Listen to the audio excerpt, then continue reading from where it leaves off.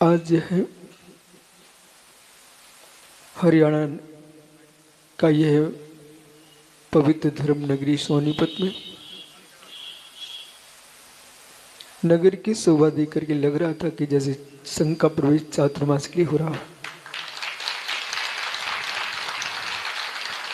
यह उत्साह, यह उमंग और संपूर्ण नगरवासी, चाहे जैन हो अजैन हो, संपूर्ण नगरवासियों के अंदर एक उत्साह, एक उमंग। जब इस क्षेत्र में आचार्य लोहाचार्य स्वामी विचरण करते होंगे तो मुझे लग रहा था कि यहाँ की सरलता को देख करके मिट्टी के अंदर रिजता है, धर्म प्रियता है, उसका परिणाम है कि सदियों की सदियां बीत गईं।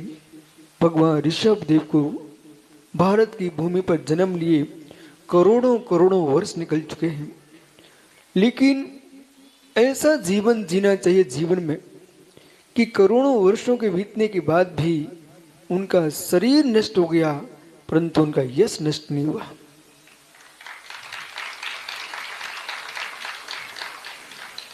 व्यक्ति को अपने जीवन की चिंता जितनी नहीं करना चाहिए उतनी अपने यश की चिंता करना चाहिए।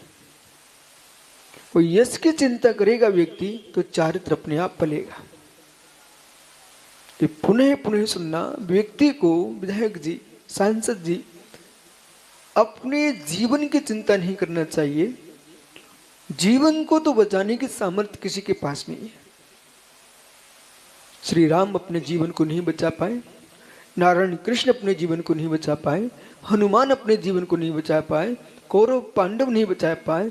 ज्ञानियों तीर्थंकर शांति कुंत अरे क्षेत्र में हुए, वे अपने आप को नहीं बचा सके तो आप क्या बचा पाएंगे, हम क्या बचा पाएंगे। जीवन में जीवन बचाने की चिंता नहीं होना चाहिए, जीव को अपने यश को बचाने की चिंता होना चाहिए। और यश तभी बच सकता है जिसका चारित्र सुरक्षित होगा। जिनके चारित्र सुरक्षित नहीं है उनके यश भी सुरक्षित नहीं है। श्री राम को आज श्रद्धा से लोग क्यों देखते हैं?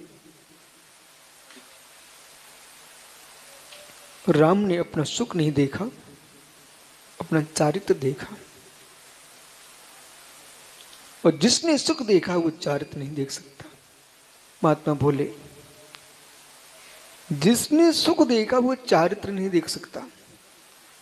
जो चारित्र को देखेगा वो इंद्रिय सुख नहीं देख सकता है, आध्यात्मिक सुख प्राप्त करेगा। जो आध्यात्मिक सुख प्राप्त करता है उसको संसार की सारी विभूतियां चरणों में पड़ी मिलती हैं। प्रिय विभूतियों को देख करके जो विवल नहीं होता है वही परमात्मा बनता है।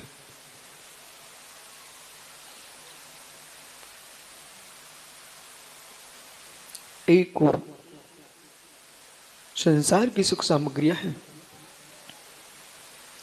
पुण्य के उदय के काल में अपने आप को संभाल के जीता है। पुण्य के उदय के काल में अपने आप को संभाल के जीता है। जिस ओर ढलान है उस ओर गाड़ी जा रही है, वहां तुम्हारे लिए कितनी सावधानी से ब्रेक लगा सकते हो, वहां तुम्हारी प्रज्ञा का काम करेगा। ऐसे जब व्यक्ति के पुण्य का पर्वत तीव्र ऊंचा है, विभूतियां चरणों में गिरेगी। हर व्यक्ति तुमको अपना बनाने की कोशिश करेगा, वो आप उनका बनते चले गए, आप मिटते चले जाओगे। समझ में आ रहा है कुछ?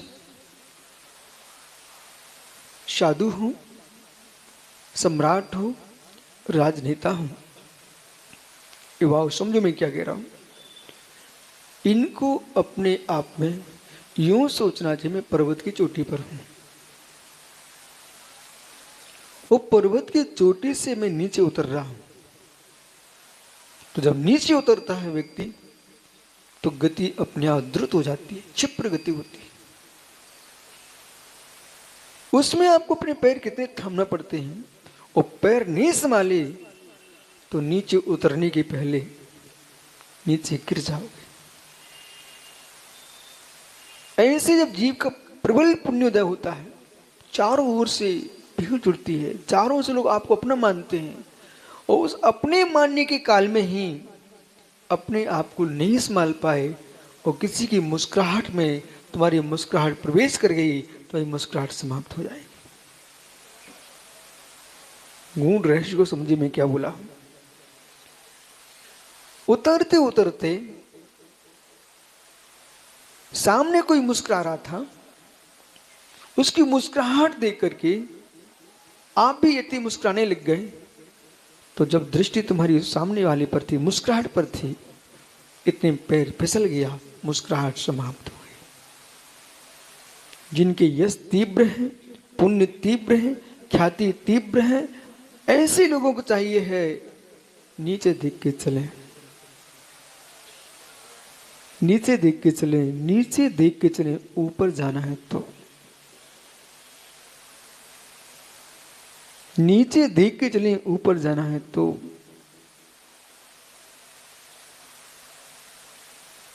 सीढ़ियों को देख के चढ़ोगे कि ऊपर देख के चढ़ोगे?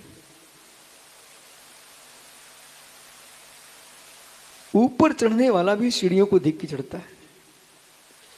कभी आप शंबेश्वर गए हो, गिरनार जी गए हो, मित्र भगवान ऋषभ देव की वंदना करने केदारनाथ बद्री विशाल गए हो, तो पर्वत को चढ़ते समय व्यक्ति एक क्षण को पर्वत को देखेगा, इसके बाद कहां देखेगा?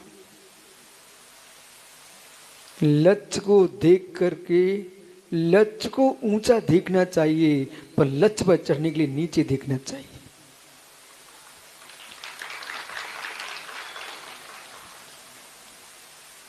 इनमें सांसद जी कौन, विधायक जी कौन है? मित्र, मंत्री जी, विराजो। विधायक जी, सांसद जी के भैया, मित्र, विधायक जी,